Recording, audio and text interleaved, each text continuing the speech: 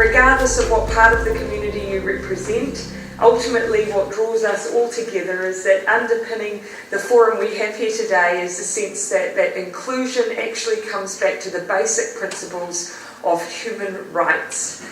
And the first thing I wanted to touch on was what's driving this government around bringing together a forum like this. It's because we would like to believe that New Zealand is an inclusive country that embraces diversity. This forum is an opportunity to talk about change and how we can improve the well-being of our communities and our whānau. Because today, ultimately, we are here to find collaborative solutions to reducing discrimination, family violence, harm, and of course, the devastating stories of crime against those who work in small businesses in New Zealand. We must work together to develop better prevention and safety measures, ensuring that everyone feels protected across all aspects of their lives. Now, creating that is going to take some work and collaboration, and that's why we also want to have a conversation about the criminal justice system in New Zealand. A key focus of this forum, though, will also be on family violence and harm. Now, I do want to emphasise that this is a forum that should be considered a safe space where anyone can voice their concerns freely, voice their criticisms freely, while respecting each other's different opinions.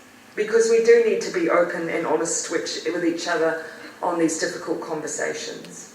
So the importance of us having this dialogue today is because we need to not only look at how do we ensure safer communities and inclusion today, but also how do we ensure it moving forward into the next 20, 30 years.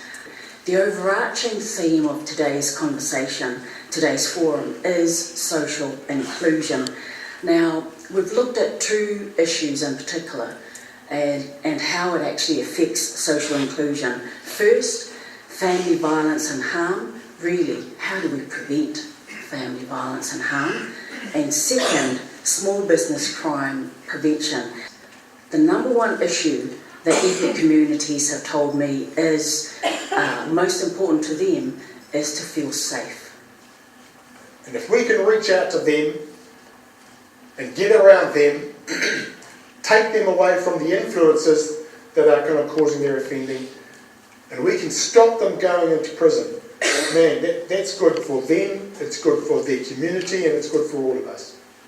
For those who do end up in prison, let's think about what we can do to make sure they never go there again. So I need all voices to be part of this debate, this discussion, as we then think about things that we can do that give more people a better chance of turning their lives around and making our communities safer. And I hope that you... I know New Zealanders want change. They understand the issues that we're facing. They want safer families, families in which everyone can fulfil their potential. They want safer communities. And they want to believe that New Zealand is a place where people are supported, celebrated, and where we can feel proud of our diverse and inclusive country, where it's not just language or rhetoric, but where it's real. So thank you again for joining us today. Tēnā koutou, tēnā koutou, tēnā tātou katoa.